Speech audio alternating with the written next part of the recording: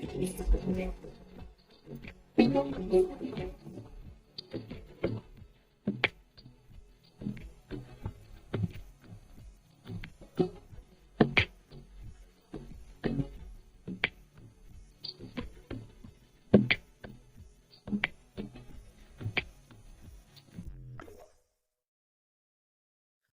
to the Pineapple Pinup, the Hot Wife Life podcast.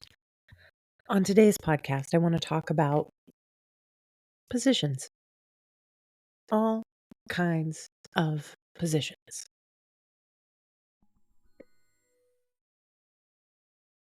Okay, I want to talk about positions. I want to talk about how some positions work and some positions just don't work. But it depends on who you're with. It depends on the size, the shape, the whatever. Every position is going to be different when you're playing with different people. So let me give you an example. Jay, he would get me on my side and straddle one of my legs and then wrap my other leg around his hip. And then he would fuck me in that position. And every move he made went right across my G spot, waking it up, making it pay attention, and making me come in Technicolor showers. He made that position was one of the ones that would be one of the messiest for me because he just got me there every single time. Now, Jeff is such a pro at waking up my G spot, literally getting in there with the hook, saying, come on out, come play with me. So that my G spot is so alive and so ready to go that any position he puts me in, he can make me come. And he has actually made me come so hard and so long that it has, he's known for the 5-minute orgasm for a reason. With Josh, that's my new bull, we're still figuring things out. There are some positions that absolutely sublime, absolutely work for us, absolutely 100%. But then there's others that don't. Like that position where he's straddling my one leg and then the other one's wrapped around his hip. That one doesn't work for us. He doesn't have the right angle to get in there and hit everything the way that Jay does. They're different because I don't know if you know this, but every cock and every pussy are different. They're individual. There's no such thing as an identical because everyone and it's different at different times too. Like, it's just every time you have sex, it's kind of all brand new. So, but he is there is one position that he gets me in that is just fantastic. He lays me on my stomach and then I slightly elevate my ass. He straddles my thighs. And then because my legs are closed, I am extraordinarily tight. And then he moves that huge dick in and out of my pussy. And there's so much friction and there is so much rubbing and there is so much, it just it is awesome. But there are also positions that my husband really, really likes, and he wants to see me in.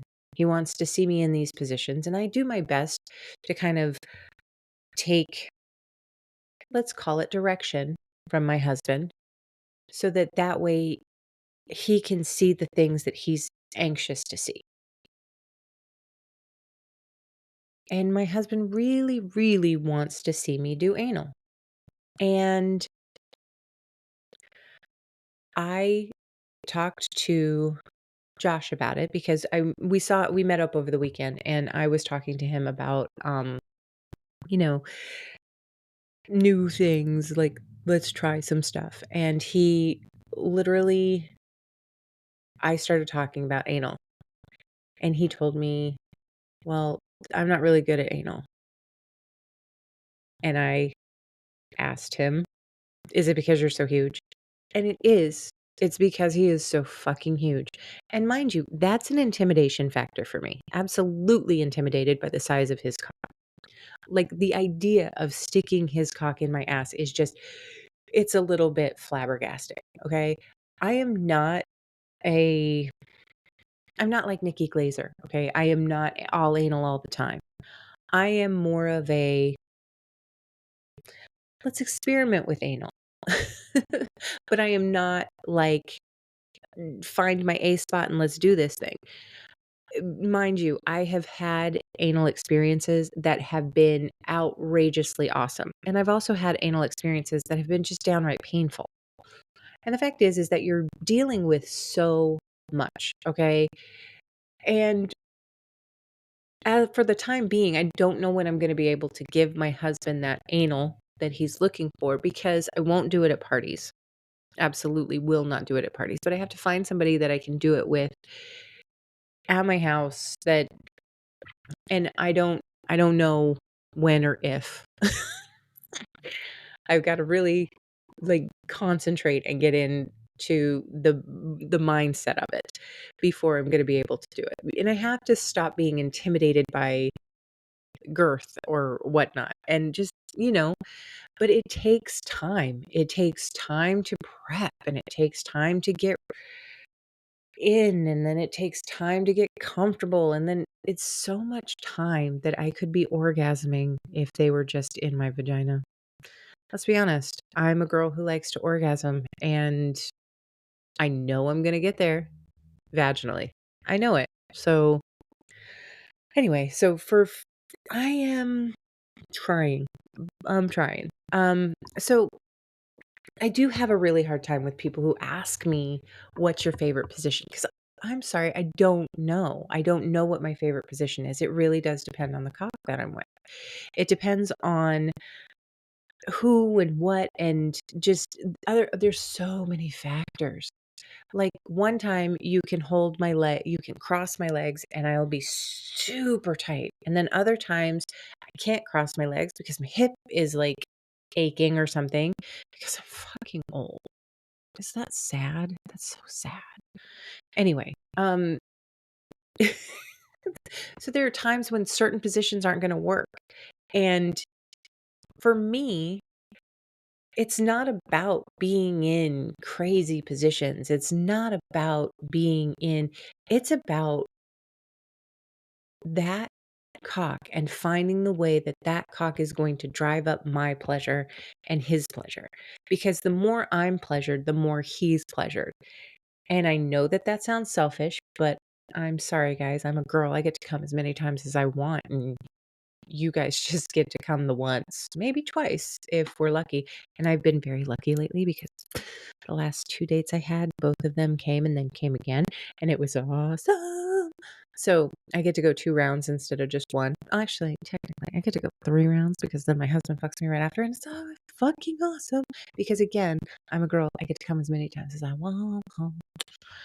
Anyway, um, so everything is just it's it's dependent on the person that you're with and the physicality of both of you and the situations that you're in and like finding that right. So when it's so when we talk about positions, it's very likely that if there's a position you hate with one person, it's probably going to hit differently with another one. I am an advocate of trying, experimenting, figuring things out, investigating what makes that cock fit that pussy perfectly. Um, I love figuring out who's in control, who's on top, who's on the bottom, what's going on. I love all that. And all of that is amazing to me. And right now I'm kind of in that period with my newest soul where we're finding so many, many things about each other and about how we fit together. Um, I actually got an email from a gentleman who asked me a question, which I will be covering in the question section today. And he, after I answered his question, we were going back and forth talking, and he was explaining to me the way that they do the lifestyle is very, very different from the way that I do the lifestyle. Because I straight up asked, I said, how do you meet people like that? And that's the best part about this, is that the lifestyle is as individual as the people who do it. And we're all we may be a group, but there are so many different ways to approach this. And as long as you and your partner are discussing what's right for you and you and your partner are in agreement as to what's right for you, then this lifestyle can be that. As long as you have your boundaries in place and you know what your rules are. Now, that that being said, in my next segment I'm actually going to get into how that can go how things can kind of go awry. The lifestyle is built to be a place where you have boundaries. It's actually all that you need to be in this lifestyle is to have common boundaries that are agreed to with you and your partner. And as long as you stay within those boundaries, then this lifestyle can be everything you want it to be. But just like anything that doesn't have boundaries, it's going to get ruined. Your mental health, whatever. Boundaries are there for your protection, and you need to use those boundaries, instill them and utilize them, because you never want to be in a position where you and your partner have crossed into something that makes this lifestyle no longer what you want it to be. But let's talk about that next. Let's be honest. This is a very dangerous play. This is a very dangerous lifestyle. And I'm not talking about just mental, physical, whatever. It's dangerous in all aspects. It's dangerous emotionally, it's dangerous physically, it's dangerous health-wise. It's there's a lot of danger in this. And one of the ways that it is dangerous is emotionally, okay? So there was a different listener who sent me a message, and he wanted to talk about cut cleanup. He was very, very interested in cut cleanup because he himself fantasized about the submissiveness of cut cleanup, of being basically beta to somebody else's alpha, to being forced to clean up the mess that somebody else left just because she wanted it clean.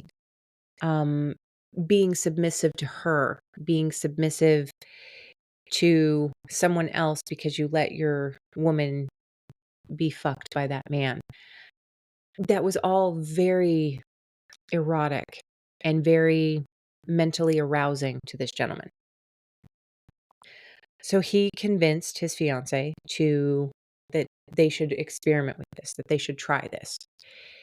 And she went out and found a gentleman in their friend circle that was quite a bit older than her. And I'm not going to get into what was going on in her head because I have no idea. Okay. And I'm not going to get into the whole daddy issues, and I'm not going to get into the whole, you know, inside of our friend group kind of thing. Because when you play very close to home, everything kind of hits a lot closer to home. So, and I'm not talking about, I'm not, I'm not talking about location wise. I'm talking about it's that old saying, if you shit where you eat, you know? So when you find your partners within your place, within your friendship circles, that can lead to more drama than you need. And the thing about the gentleman I had whose question I'm going to answer in a little bit, is he loved it to be drama free. He went away from home, at least 60 miles, never played with the same person twice. Those were the rules that he set in place because he wanted his play to be playful, to be drama free. Now, this other person who was who had gotten his fiance to agree to do this, and she went and found somebody in their friendship circle. So now it's already rife with drama. And now it's already rife with a lot of issues that lead to other things, okay? Other feelings, other emotions. Because if you already have a fondness or a kinship, you're going to have more of those feels come up. And so basically, their relationship is kind of on the rocks because he decided he wanted to stop and she didn't want to stop. So, where do we go at that point? Where do we go if one person wants to stop and one person doesn't? We come back to the fundamentals of this lifestyle. Consent. You have to have consent within yourself, you have to have consent within your couple, and then you have to have consent from the people that you play with. It's like dropping a pebble in the lake. It's going to ripple outwards, and your consent needs to go every single one of those ripples. Because that's how you do this like grown adults. That's how you do grown up play with grown up people, okay? Everybody's on the same page. Everybody's consenting. That is why in this particular scenario where this gentleman said, I want to stop, and she kept going, that became cheating. And now he's in the process of rebuilding that relationship because of that infidelity that he brought on himself, is the way he feels. Now, it sounds to me, based on the story that he told me, that there needed to be more conversation, more expectation, more definition in what was trying to be accomplished. That being said, it is impossible to know how you're going to react when you're orgasming and your body is being flooded with dopamine and oxytocin and all these love hormones, and you're feeling magnificent. And sometimes that pleasure and that well-being that comes over you translates itself into some sort of an intimacy, some sort of an emotional, and as you can probably tell, that's not my strong suit. It turns into something emotional. And that's not something that I really struggle with because for me, intimacy comes from doing the dishes together, and it comes from doing the laundry together, and it comes from cooking dinners together, and it comes from building a life together. That's intimacy. Fucking someone is just procreation, if I'm honest. It's literally exercise. It's an exercise, in it's cardio, it's physical, and it is divine. And I love my workouts. So that's where my mind is. Okay? My mind is definitely not in the realm of this person completes me, because I know where I'm sleeping tonight. I know where I'm sleeping tomorrow night. I know where I'm sleeping every single night by him, because we're in this together. Does that mean that there will be no drama and there will be no emotion? Probably not. But my I know in my heart of hearts that this is the man that I want to be with. So for me, making the choice between this lifestyle and him is very, very simple because that's basically what this individual's relationship is coming to. Do you need to choose. You need to choose whether it's more important to have this person that you're fucking or whether it's more important to keep the relationship that you guys have been building together. So, in that mindset, in that thought process, what's the most important thing? The lifestyle or the life? And I can't answer that for anyone other than myself. I can't answer that for anyone other than m- other than myself because of the fact that it is an individual decision for each person. And if you have found something in the lifestyle that's more important to you than the life you've built, then you need to redefine with your partner. And that's the basis. That's the thing. Defining with your partner what the boundaries are, what the parameters are, where we're going to stop and start. Now, there one thing I cannot stand is when I break a rule that I was never told was a rule. Okay?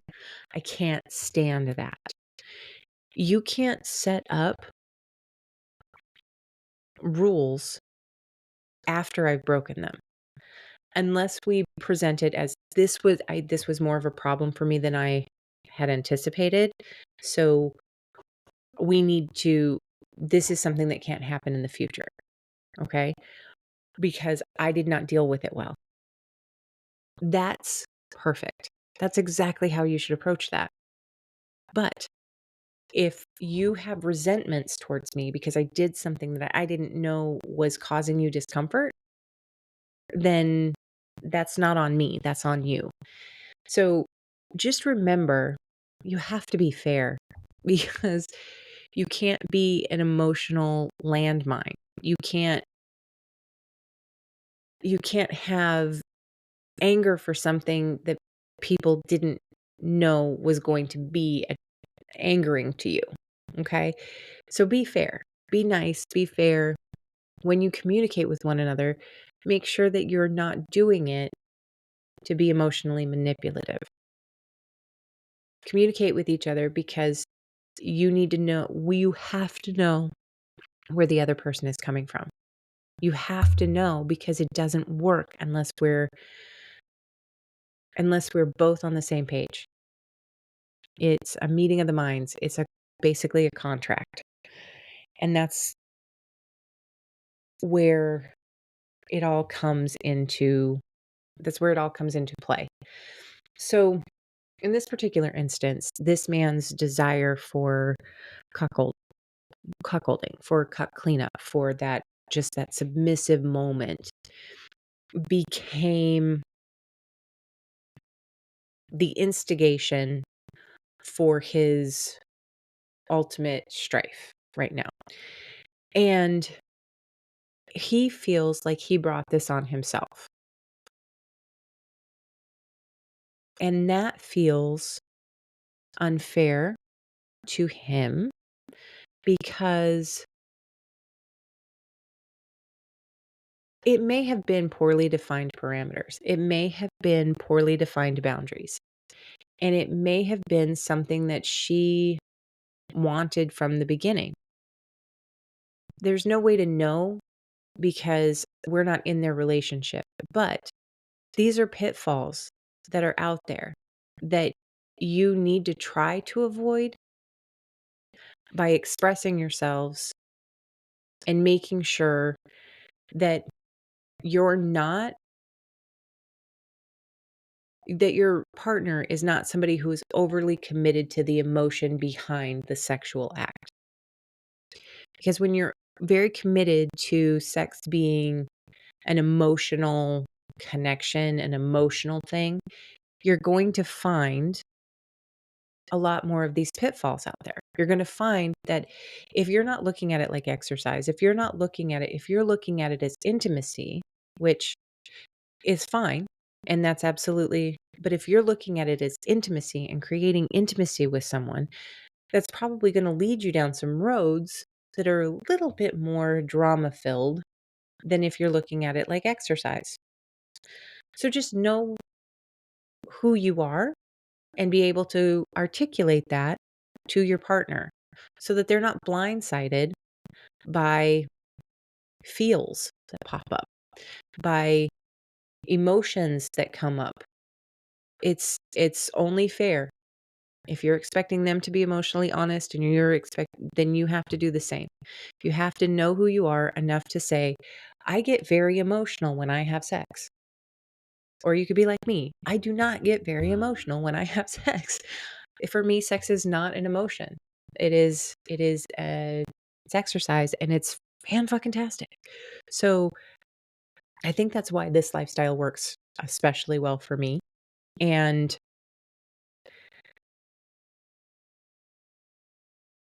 sometimes things will happen that are not within our control.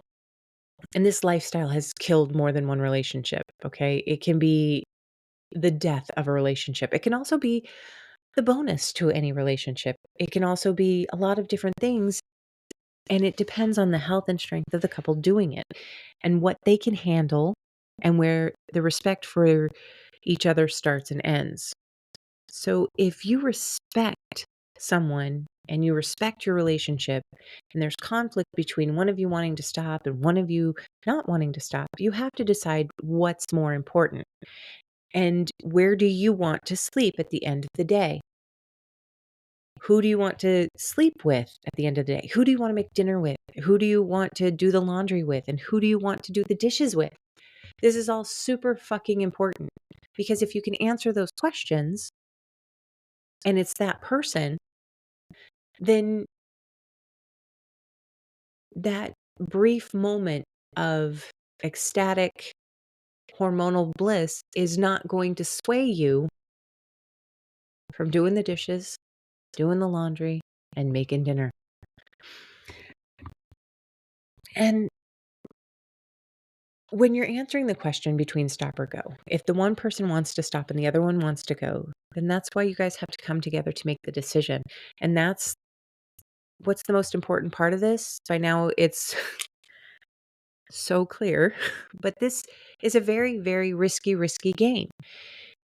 It's a very risky lifestyle. It's risky in a lot of different ways. It's risky health-wise, it's risky emotionally, heart-wise, it's risky.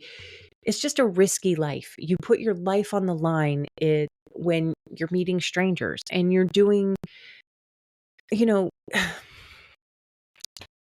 you have to, and a lot of people have to hide that relationship or that lifestyle choice because it's frowned upon by all of their peers or whatnot. It's a risky life. Being outed, being found out. Like there's so many risks involved that it's hard, especially when you're the kind of like if you're anything like me and you want to live your life out loud. Being in the lifestyle with my husband, it's awesome for us. It doesn't mean it's going to be awesome for everyone. I come back to it again and again and again. I can't help harping on the same freaking issues because you have to have consent within the couple before you can have consent with others.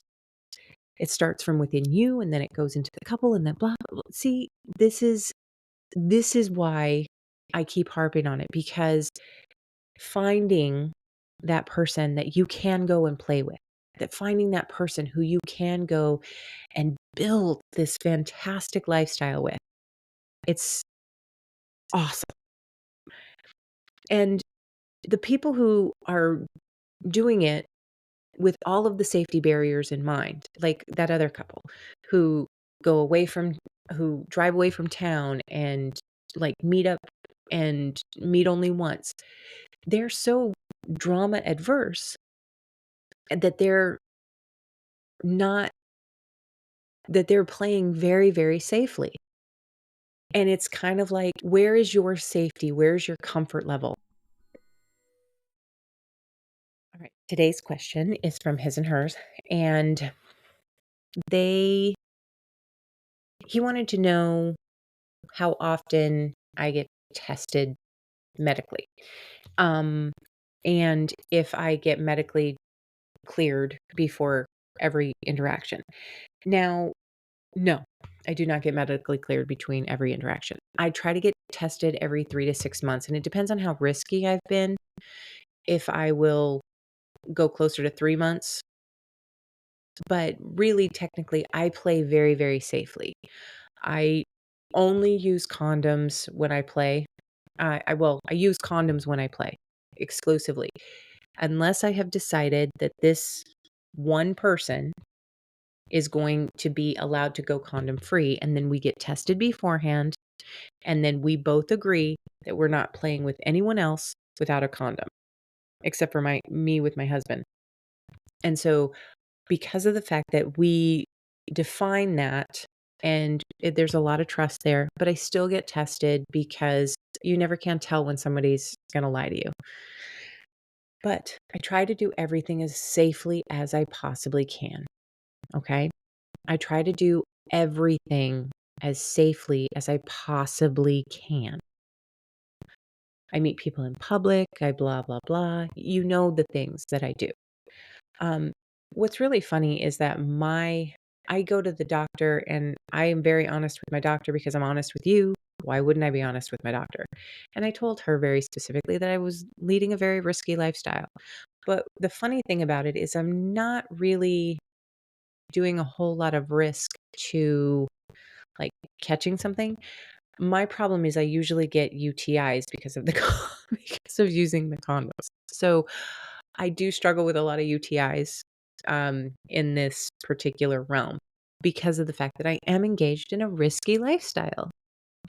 And you need to do what's right for you to protect yourself in any way that you can. And that is not a judgment against people who like to play, who like to breed, who like to play breed and all the breeding. That's not a diss against that. If that is your kink and you are doing it with all of the consent that then good on you.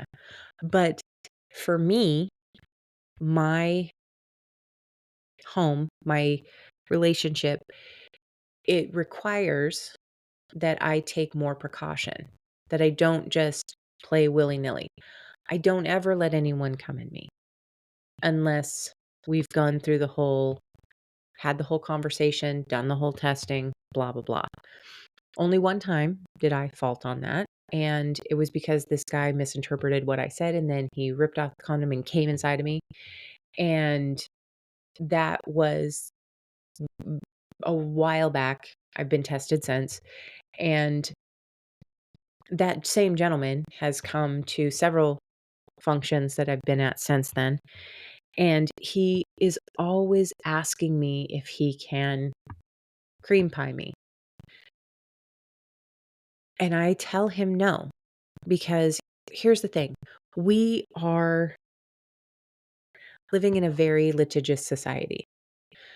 So when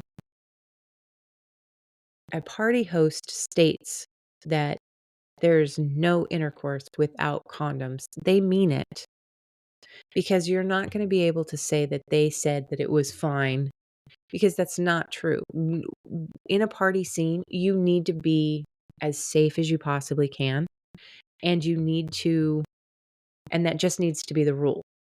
And nobody should be allowed to break it, and nobody should be allowed to do anything outside of that realm, because that is the rule of the party. So this gentleman asking constantly, many times over, that to me is so disrespectful, because I've told you my answer, you didn't like my answer, and so you keep asking. And my answer is not going to change in this particular instance.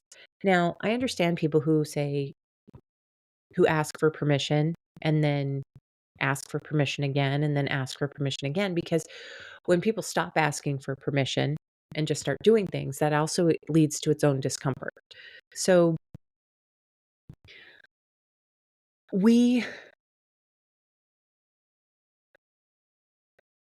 I don't like to be put in a position where I have to keep giving you the same no over and over again. You should just understand that that's not in the cards, especially because he keeps asking me in party situations. And that to me is just very uncomfortable because there are rules and I can't do this lifestyle. I cannot do this lifestyle without boundaries. Okay. Because when you don't have the boundaries, when you don't know where your limits are, that's when things go badly. That's when emotions get involved and hearts get broken and health is at stake. And I need rules. And I need those rules to protect me and what's important. And that, I think, is what this is all about.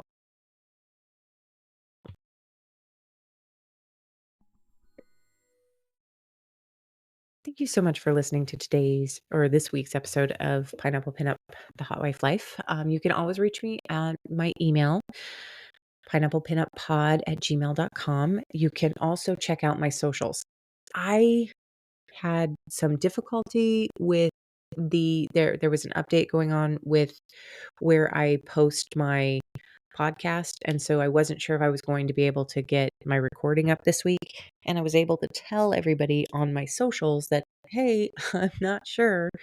So if you wanna be kept informed of when I'm not gonna be able to put up a post or something, you can always catch me on my Instagram. The Instagram is in the show description, and you can hit me up there anytime you like. If you want to know where my other socials are, please feel free to DM me, email me, ask me. I will be more than happy to share all of that information with you because, uh, I don't know, I like putting it out there, and that's kinda fun for me. So, if you're interested in knowing more, reach out.